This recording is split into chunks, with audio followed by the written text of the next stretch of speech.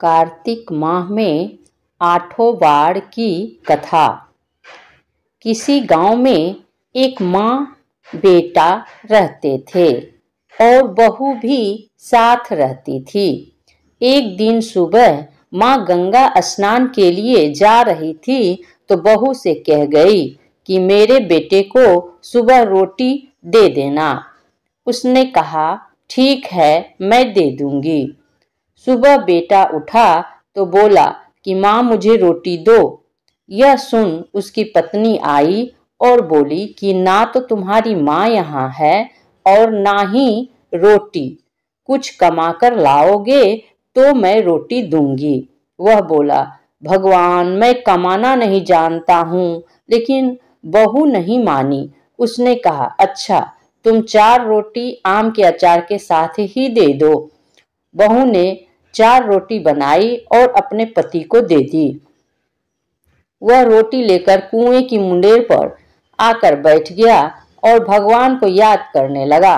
वह बोला राम मैं कमाना नहीं जानता हूँ। भगवान उसकी बात सुन ब्राह्मण का भेष बनाकर आए और कहने लगे कि तुम इतने उदास क्यों बैठे हो।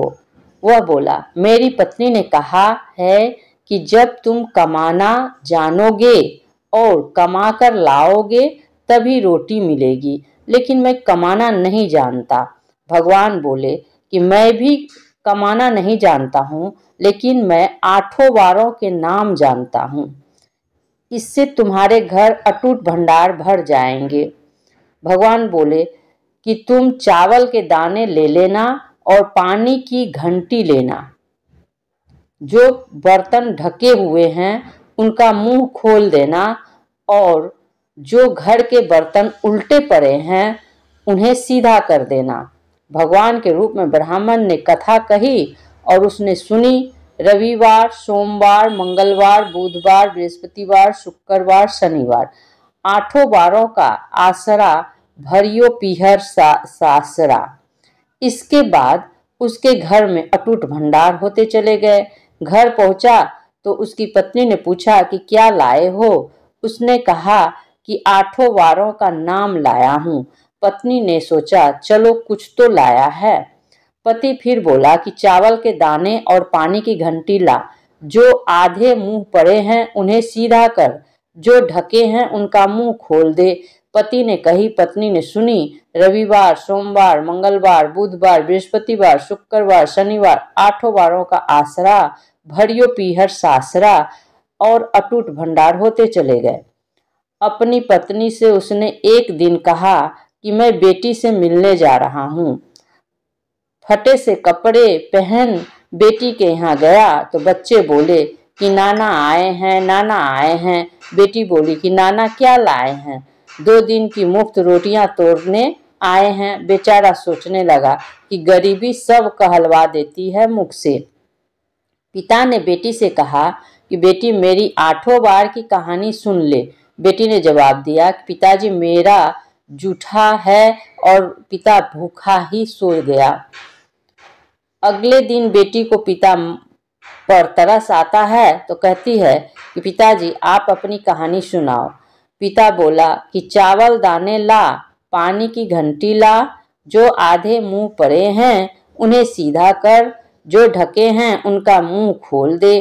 पिता ने कही, बेटी ने सुनी। रविवार, सोमवार, मंगलवार, बुधवार, बृहस्पतिवार, शुक्रवार, शनिवार 8 वारों का आसरा भरियो पीहर सासरा और अटूट भंडार होते चले गए। बेटी टोकरे भर भर कर बांटने लगी।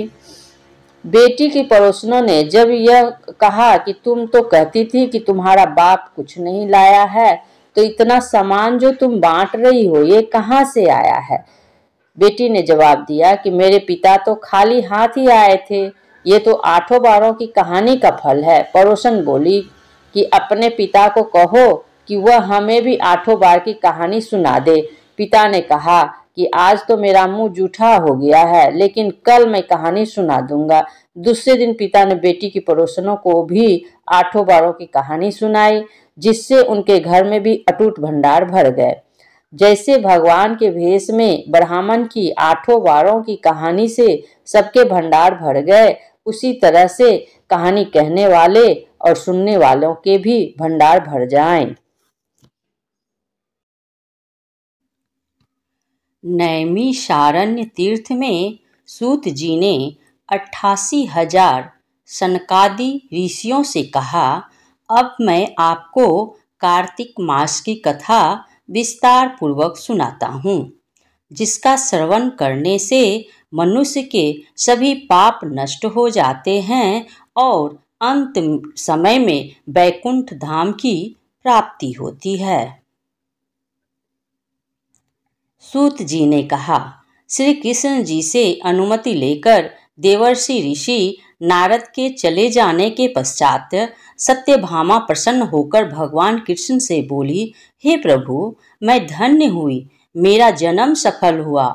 मुझ जैसी त्रैलोक के सुंदरी के जन्मदाता भी धन्य हैं, जो आपकी 16,000 स्त्रियों के बीच में मैं आपकी परम प्यारी पत्नी बनी।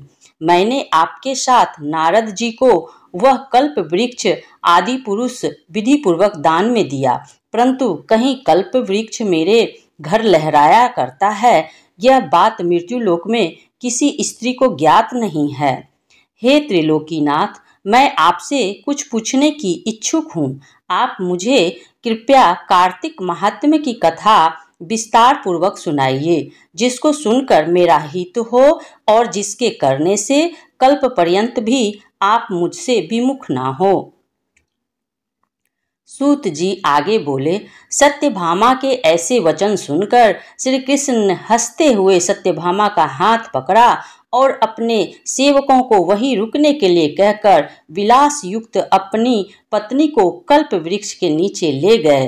फिर हंसकर बोले, हे प्रिय, 16,000 रानियों में से तुम मुझे प्राणों के समान प्यारी हो।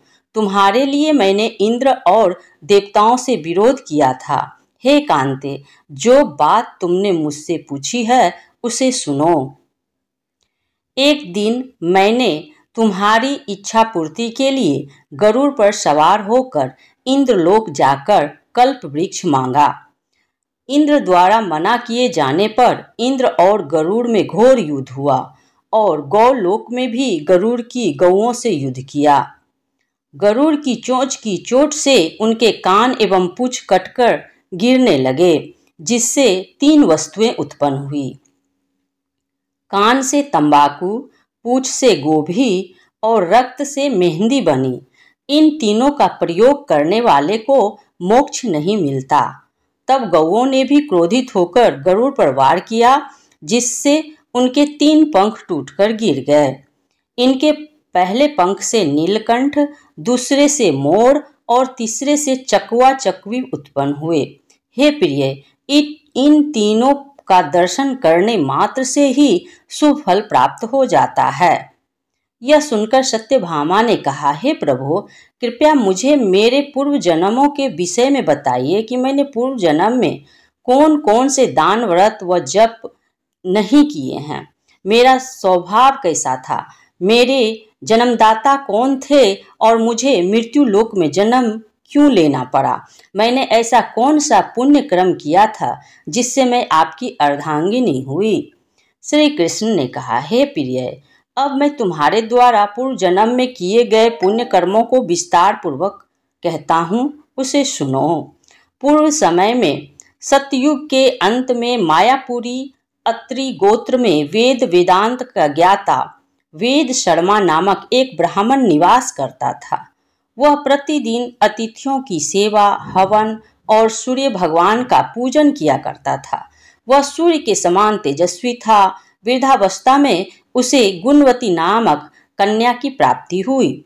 उस पुत्रहीन ब्राह्मण ने अपनी कन्या का विवाह अपने चंद्र नामक शिष्य के साथ कर दिया। वह चंद्र को अपने पुत्र के समान मानता था और चंद्र भी उसे अपने पिता की भांति सम्मान देता था। एक दिन वो दोनों कुश का समिधा लेने के लिए जंगल में गए। जब वे हिमालय में भ्रमण कर रहे थे, तब उन्हें एक राक्षस आता हुआ दिखाई दिया। उस राक्षस को देखकर भय के कारण उनके अंग शिथिल हो गए और वे वहां से भागने में भी असमर्थ हो गए। तब उस काल के समान राक्षस ने उन दोनों को मार डाला। चूंकि वे धर्मात्मा थे, इसलिए मेरे पार्षद उन्हें मेरे बैकुंठ धाम में मेरे पास ले आए। उन दोनों द्वारा आजीवन सूर्य भगवान की पूजा किए जाने के कारण मैं उन पर अति प्रसन्न हुआ। गणेश जी, शिव जी, सूर्य व देवी, इन सब की पूजा करने वाले मनुष्य को स्वर्ग की प्राप्ति होती है। मैं एक होता हुआ भी काल में कर्मों के भेद से 5 प्रकार का होता हूँ। जैसे एक वेददत्त, पिता, भ्राता आदि नामों से पुकारा जाता है। जब वे दोनों विमान पर आरूढ़ होकर सूर्य के समान तेजस्वी रूपवान चंदन की माला धारण किए हुए मेरे भवन में आए तो वे दिव्य भोगों को भोगने लगे। भगवान श्री कृष्ण आगे बोले, हे प्रिय, जब गुणवती को राक्षस द्वारा अपने पति एवं पिता के मारे जाने का समाचार मिला तो वह विलाप करने लगी। हाँ नाथ, हाँ पिता, मुझको त्याग कर तुम कहाँ चले गए?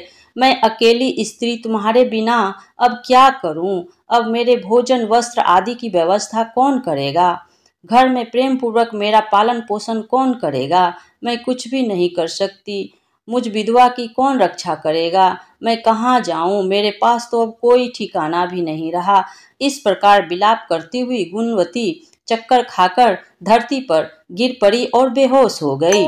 बहुत देर बाद जब उसे होश आया तो वह पहले की ही भांति वरुण विलाप करते हुए शोक सागर में डूब गई। कुछ समय के पश्चात जब वह संभली तो उसे ध्यान आया कि पिता और पति की मृत्यु के बाद मुझे उनकी क्रिया करनी चाहिए, जिससे उनकी गति हो सके। इसलिए उसने अपने घर का सारा सामान बेच दिया और उससे प्राप्त धन से उसने अपने पिता एवं पति का श्राद्ध आदि कर्म किया। तत्पश्चात उसी नगर में रहते हुए 8 पहर भगवान विष्णु की भक्ति करने लगी। अपने मृत्यु पर्यंत तक नियम पूर्वक सभी एकादशियों का व्रत और कार्तिक महीने का उपवास एवं व्रत किए। हे प्रिय, एकादशी और कार्तिक व्रत मुझे बहुत ही प्रिय है। इनसे मुक्ति, भक्ति, पुत्र तथा संपत्ति प्राप्त होती है। कार्तिक मास में जब तुला राशि पर सूर्य आता है तब ब्रह्म मुहूर्त में उठकर स्नान करने व व्रत व उपवास करने वाले मनुष्य मुझे बहुत प्रिय हैं, क्योंकि यदि उन्होंने पाप भी किए हो तो भी स्नान व व्रत के प्रभाव से उन्हें मोक्ष प्राप्त हो जाता है। कार्तिक में स्नान, जागरण, दीपदान तथा तुलसी के पौधे की रक्षा करने वाले मनुष्य साक्षात भगवान विष्णु के समान हैं। कार्तिक मास में मंदिर में झाड़ू लगाने वाले, स्वास्तिक बनाने वाले तथा भगवान विष्णु की पूजा करने वाले मनुष्य जन्म मरण के चक्कर से छुटकारा पा जाते हैं। यह सुनकर गुणवती भी प्रतिवर्ष श्रद्धा पूर्वक कार्तिक का व्रत और भगवान विष्णु की पूजा करने लगी। हे प्रिय, एक बार उसे ज्वर हो गया और वह बहुत कमजोर भी हो गई। फिर भी वह किसी प्रकार गंगा स्नान के लिए चली गई। गंगा तक तो वह पहुंच गई, परंतु शीत के कारण वह बुरी तरह से कांप रही थी। इस कारण वह शिथिल हो गई। तब मेरे दूत उसे मेरे धाम पे ले आए। तत्पश्चात ब्रह्मा आदि देवताओं की प्रार्थना पर जब मैंने कृष्ण का अवतार लिया तो मेरे गण भी मेरे साथ इस पृथ्वी पर आए, जो इस समय यादव हैं। तुम्हारे पिता पूर्व जन्म में देव शर्मा थे, जो इस समय सत्राजित हैं। पूर्व जन्म में चंद्र शर्मा, जो तुम्हारा पति था, वह डाकू हैं। और हे देवी, तू ही वह गुणवती है। कार्तिक व्रत के प्रभाव के कारण ही तुम मेरी अर्धांगिनी हुई है। पूर्व जन्म में तुमने मेरे मंदिर के द्वार पर तुलसी का पौधा लगाया था। इस समय वह तेरे महलों के आंगन में कल्प वृक्ष के रूप में विद्यमान है। उस जन्म में जो तुमने दीप दान किया था, उसी कारण तुम्हारी देह इतनी सुंदर है और तुम्हारे घर में साक्षात लक्ष्मी का वास है। चूंकि तुमने पूर्व जन्म में अपने सभी व्रतों का फल प्रति स्वरूप विष्णु को अर्पित किया था, उसी के प्रभाव से इस जन्म में तुम मेरी प्रिय पत्नी हुई हो। पूर्व जन्म में तुमने नियम पूर्वक जो कार्तिक मास का व्रत किया था, उसी के कारण मेरा और तुम्हारा कभी वियोग नहीं होगा। इस प्रकार कार्तिक मास में व्रत आदि करने वाले मनुष्य मुझे तुम्हारे समान प्रिय हैं। दूसरे जप तप यज्ञ दान आदि करने से प्राप्त फल कार्तिक मास में किए गए व्रत के फल से बहुत थोड़ा होता है, अर्थात कार्तिक मास के व्रतों का 16वां भाग भी नहीं होता है। इस प्रकार सत्यभामा भगवान श्री कृष्ण के मुख से अपने पूर्व जन्म के पुण्य का प्रभाव सुनकर बहुत प्रसन्न हुई।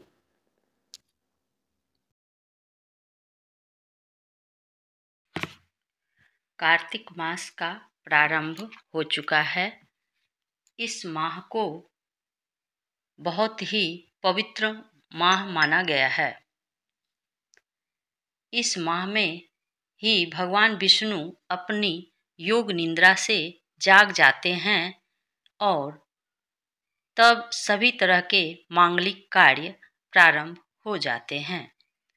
इसी कार्तिक मास में दीपावली का महापर्व आता है। पुराणों में कार्तिक मास की महिमा का वर्णन मिलता है। इस माह में दीपदान, स्नान, विष्णु पूजा और तुलसी पूजा के साथ ही पौराणिक कथा सुनने का बहुत ही खास महत्व होता है। आए आज हम कार्तिक मास की कथा सुनते हैं। एक नगर में एक ब्राह्मण दंपति रहते थे। वो दोनों प्रतिदिन 7 कोस दूर गंगा में और जमुना नदी में स्नान करते थे। एक नगर में एक ब्राह्मण दंपति रहते थे। वो दोनों प्रतिदिन 7 कोस दूर गंगा और जमुना नदी में स्नान करने जाते थे। इतनी दूर जाने आने से ब्राह्मण की पत्नी थक जाती थी। एक दिन उसने अपने पति से कहा कि हमारा एक पुत्र होता तो कितना अच्छा रहता।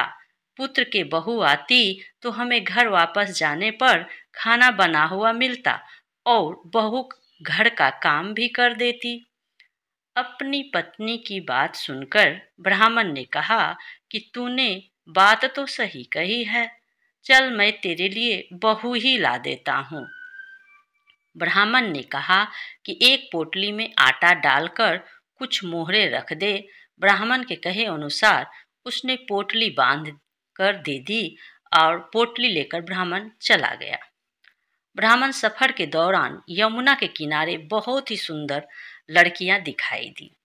वे रेत में घर बनाकर खेल रही थी।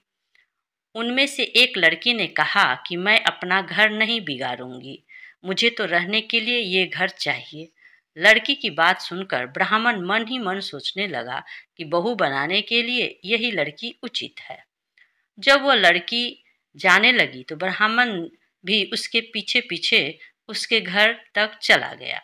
वहां जाकर ब्राह्मण ने उस लड़की से कहा, बेटी, कार्तिक मास चल रहा है, इसलिए मैं किसी के घर खाना नहीं खाता। मैं अपने साथ आटा लेकर आया हूँ। तुम अपनी माता से पूछो कि क्या वह मेरे लिए आटा छानकर 4 रोटी बना देगी। यदि वह मेरा आटा छानकर रोटी बनाएगी तो मैं रोटी खा लूँगा। लड़की ने जाकर अपनी माँ को ये सारी बात बताई। माँ ने कहा, उचित है, जाकर ब्राह्मण देव से कह दो कि वह अपना आटा दे दे, मैं रोटी बना दूंगी। जब वह आटा छानने लगी तो आटे में से मोहरे निकली। वह सोचने लगी कि जिसके आटे में इतनी मोहरे हैं उसके घर में कितनी मोहरे होंगी। जब ब्राह्मण खाना खाने बैठा तो लड़की की माँ ने उस ब्राह्मण से पूछा, क्या आपका कोई लड़का है और क्या आप उस लड़के की सगाई करने जा रहे हो।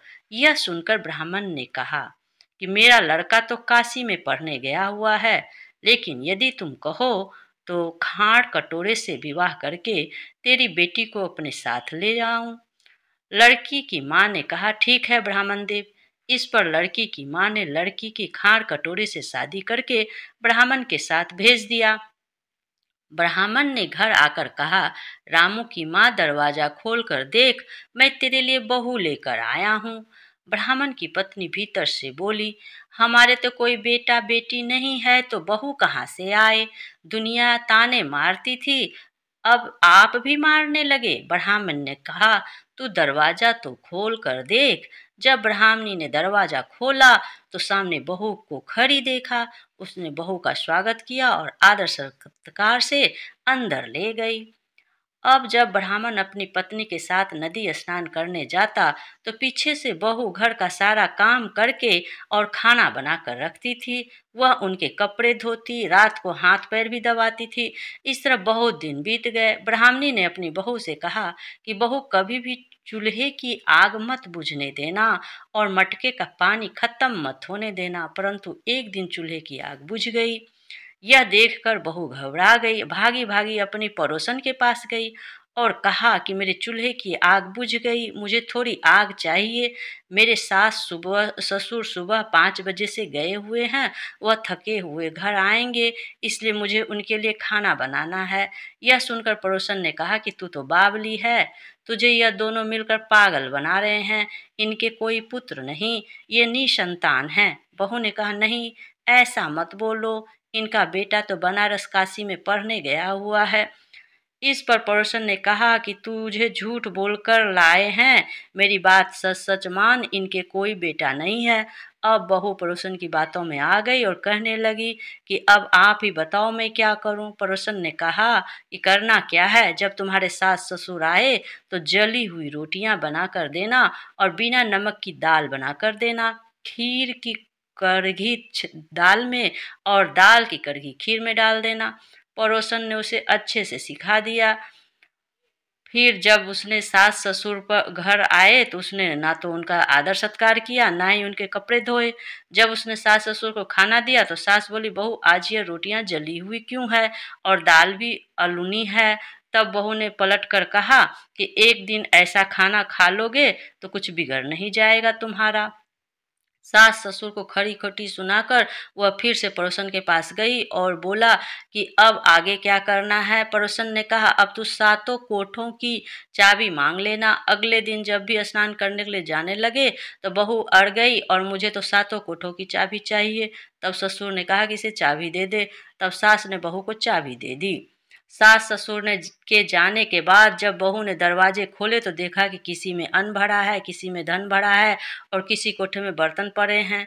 जब उसने सबसे ऊपर का 7वां कोठा खोला तो देखा कि शिव जी, पार्वती जी, माता गणेश जी, लक्ष्मी जी, पीपल, पथवारी, कार्तिका के ठाकुर, राई दामोदर, तुलसीदास जी का बिछड़ा हुआ, गंगा, जमुना और 33 कोटि देवी देवता विराजमान हैं। वहीं पर एक लड़का चंदन की चौकी पर बैठा माला जप रहा है।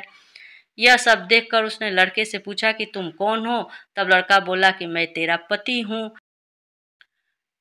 अभी दरवाजा बंद कर दे, जब मेरे माता पिता आएंगे तब दरवाजा खोलना। यह सब देखकर बहू बहुत खुश हुई और 16 श्रृंगार सुंदर वस्त्र पहनकर अपने सास ससुर का इंतजार करने लगी। उसने अपने सास ससुर के लिए अच्छे अच्छे पकवान बनाए।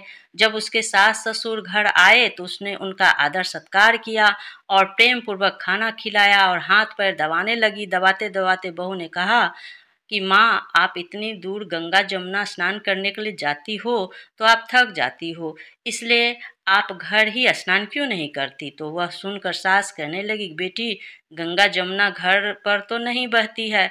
तब उसने कहा, हाँ माँ जी, बहती है, चलो मैं आपको दिखाती हूँ।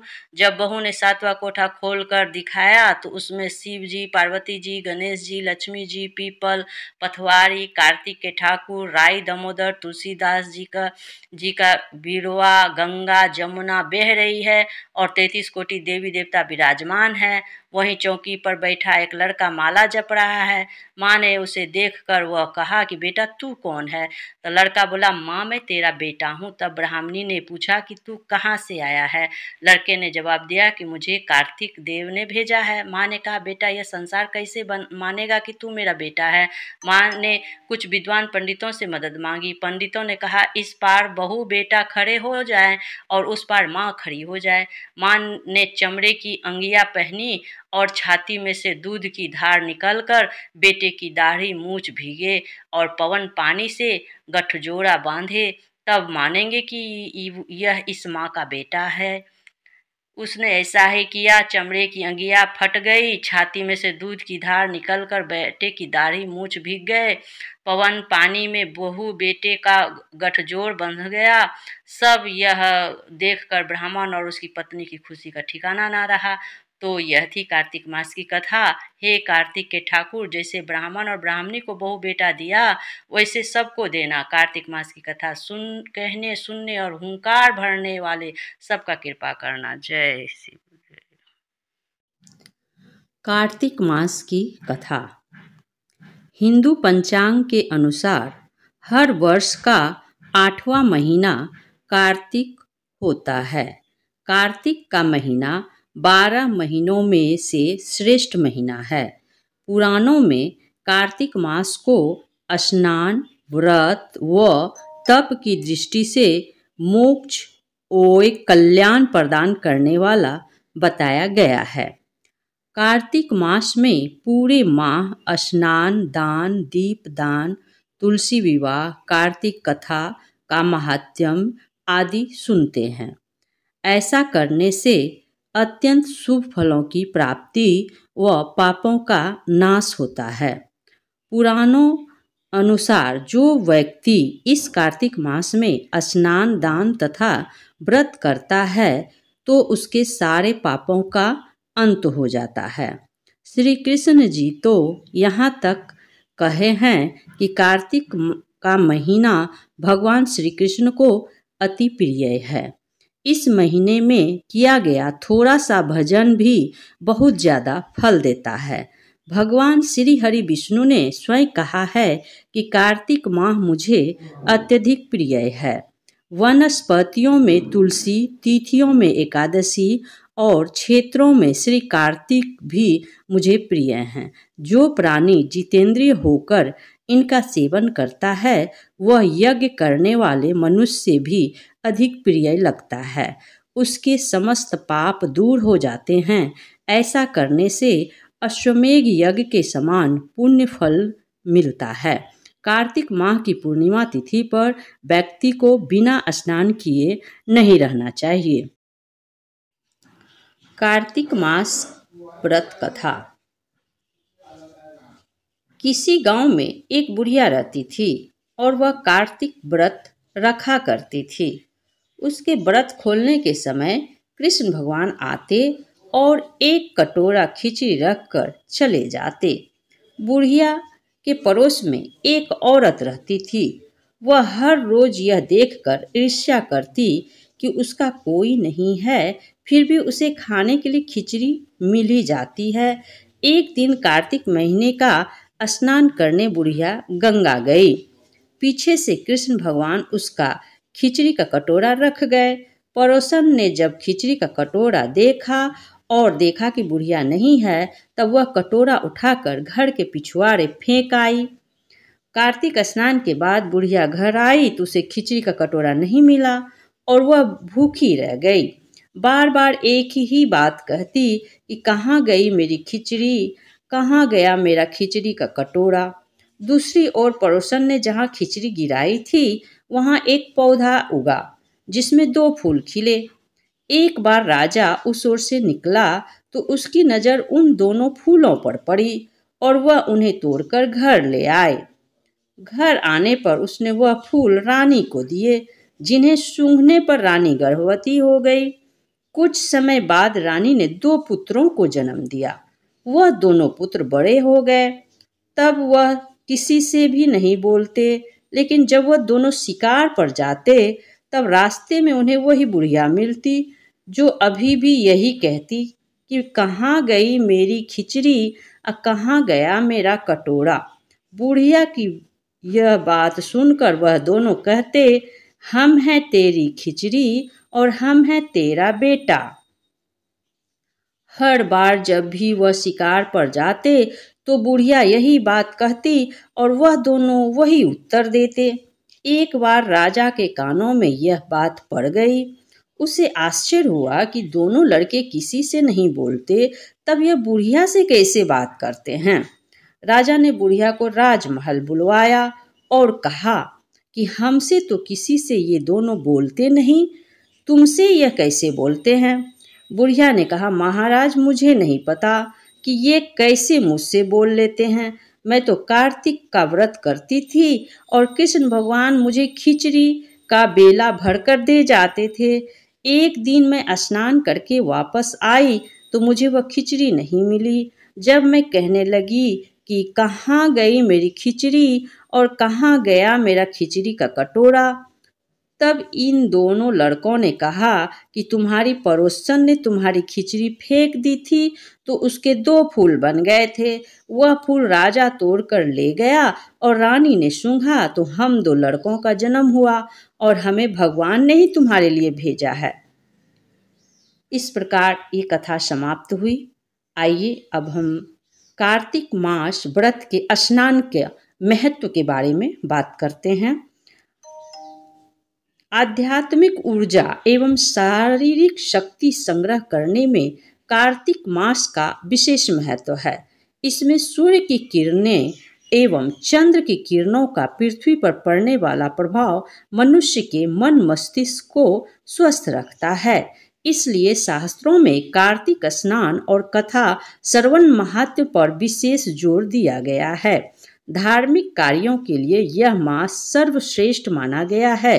अश्विन शुक्ल पक्ष के कार्तिक शुक्ल पक्ष तक पवित्र नदियों में स्नान ध्यान करना श्रेष्ठ माना गया है। श्रद्धालुओं गंगा तथा यमुना में सुबह सवेरे स्नान करते हैं। जो लोग नदियों में स्नान नहीं कर पाते वह सुबह अपने घर में स्नान व पूजा पाठ कर सकते हैं। कार्तिक माह में शिव, चंडी, सूर्य तथा अन्य देवों के मंदिरों में दीप जलाने तथा प्रकाश करने का अत्यधिक महत्व माना गया है। इस माह में भगवान विष्णु का पुष्पों से अभिनंदन करना चाहिए। तुलसी पूजा का महत्व बताते हुए उन्होंने कहा कि तुलसी के पत्ते पंचामृत में डालने पर चरणामृत बन जाता है। तुलसी में अनंत औषधीय गुण भी विद्यमान हैं, इसलिए हमारे ऋषि मुनियों ने इन्हें विष्णु प्रिया कहकर पूजनीय माना है। देवशयनी एकादशी से देवोत्थान एकादशी तक 6 माह तुलसी की विशेष पूजा होती है। कार्तिक में तो इसका अत्यधिक महत्व बढ़ जाता है। इस माह में आप जितना दान तप व्रत रखेंगे आपके ऊपर उतना ही श्री हरि विष्णु की कृपा जरूर होगी। कार्तिक मास में दीप दान। इस दिन पवित्र नदियों में मंदिरों में दीप का दान किया जाता है। साथ ही आकाश में भी दीप छोड़े जाते हैं। यह कार्य शरद पूर्णिमा से शुरू होकर कार्तिक पूर्णिमा तक चलता है। दीप दान के पीछे का सार यह है कि इससे घर में धन आता है। कार्तिक में लक्ष्मी जी के लिए दीप जलाया जाता है और संकेत दिया जाता है अब जीवन में अंधकार दूर होकर प्रकाश देने की कृपा करें। कार्तिक में घर के मंदिर, वृंदावन, नदी के तट पर एवं शयन कक्ष में दीप प्रज्वलित करने का बहुत अधिक महत्व होता है।